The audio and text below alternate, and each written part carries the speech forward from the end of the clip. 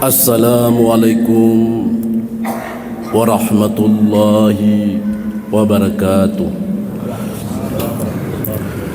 Alhamdulillahilladzi hadana lihada wa ma kunna linahtadiya laula an hadanallah.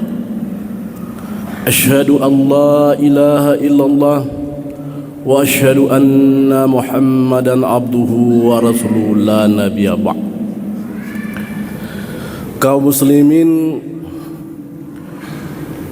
yang kami hormati semuanya, mudah-mudahan malam yang ke-24 ini kita tetap di dalam lindungan Allah Subhanahu wa ta'ala.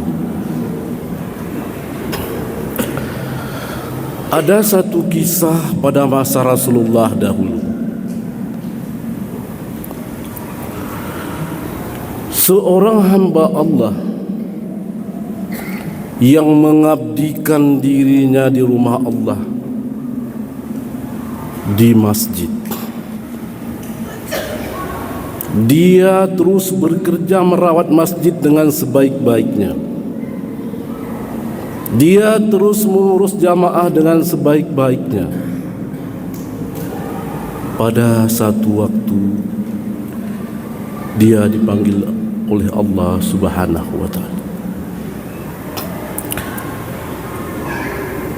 Tersiarlah kabar bahwa kalau bahasa kita di sini kedemni masjid. Lalu Rasulullah sallallahu alaihi wasallam bertanya, "Wahai para sahabatku, di mana si Poluan?" Para sahabat menjawab, "Ya Rasulullah, bahwa dia sudah dipanggil oleh Allah Subhanahu wa ta'ala." Kemudian Rasulullah menyampaikan kepada para sahabat, "Wahai para sahabatku, antarkan aku sekarang juga ke kuburannya."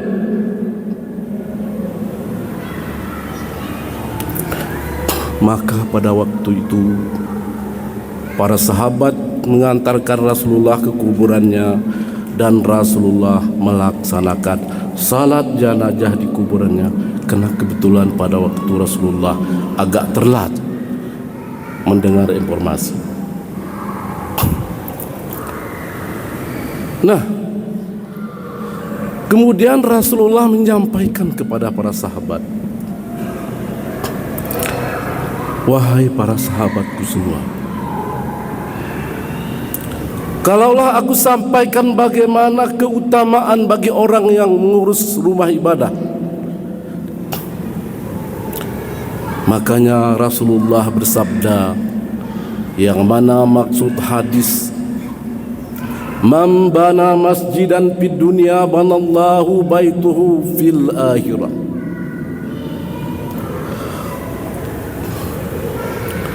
Kata Rasulullah, siapa betul-betul merawat menjaga rumah ibadah dengan ikhlas, Allah akan membangun rumahnya di surga. Kalaulah kita renungkan, kalaulah ada angket penelitian, rasanya kalau diisi di angket itu, siapa mau ada rumah di surga? Kira-kira rumahnya model Promnas, bagus, indah dan cantik, gratis lagi rumah itu di dalam surga, dan kita kekal abadi selamanya di dalam surga. Barangkali kaum muslimin kita sepakat, tidak ada satu orang pun yang melewatkan angket yang kita isi itu tidak memesan rumah tersebut. Timbullah pertanyaan, kalau memang Allah membuat rumah kita di dalam surga, ada beberapa hal tindak lanjut daripada keinginan kita mempunyai rumah di surga.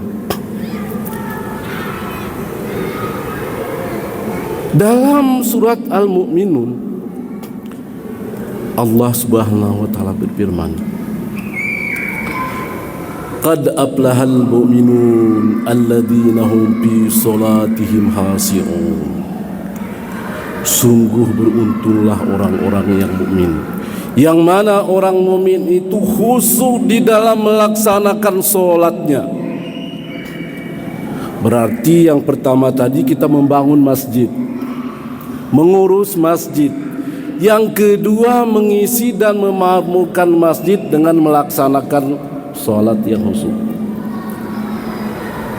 Di dalam tafsir Al-Maraghi ditulis ada 3 ciri-ciri orang yang melaksanakan sholat khusyuk.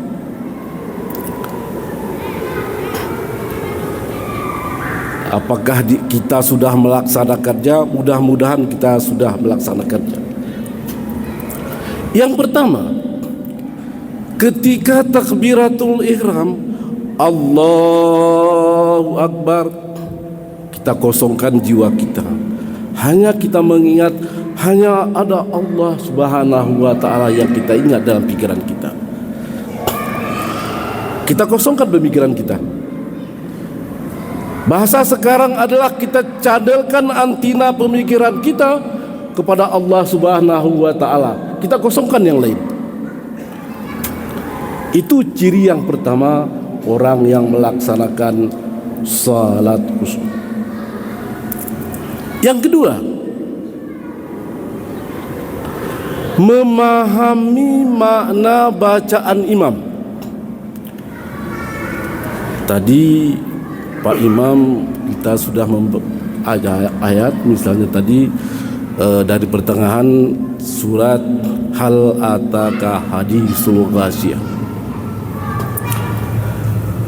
Minimal walaupun tidak paham, artinya kita mengingat bahwa itu ayat yang sering sudah kita hafal, sudah sering kita ingat, sehingga kita konsentrasi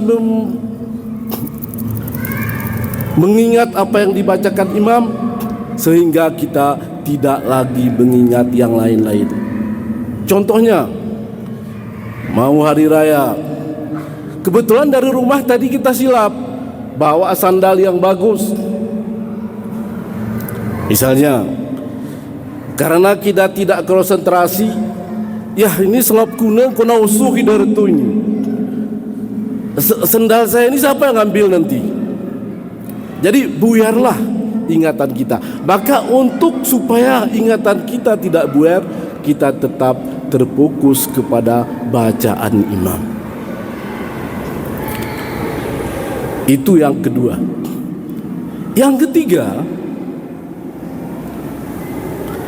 tetap berkonsentrasi mengingat bacaan-bacaan kita yang kita baca di dalam sholat. Contoh misalnya, Rabbi gfirli warhamni warfa'ni wajburni wahdini wa'afini wa'fu anni. Takutnya kita kan begini, langsung kita baca terus Rabbi gfirli warhamni warfa'ni wajburni wahdini wa'fu anni. Kita tidak mengingat apa makna daripada yang kita baca itu. Rabbi gfirli, ya Allah ya Rabbi Tuhan ini ampuni aku. Warhamni, kasih sayangilah aku ini,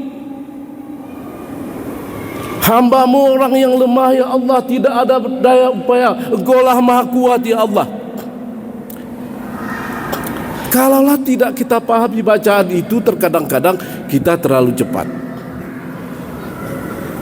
Inilah 3 di dalam salat mesti kita memperhatikan dan khusyuk yang tidak 3 tadi.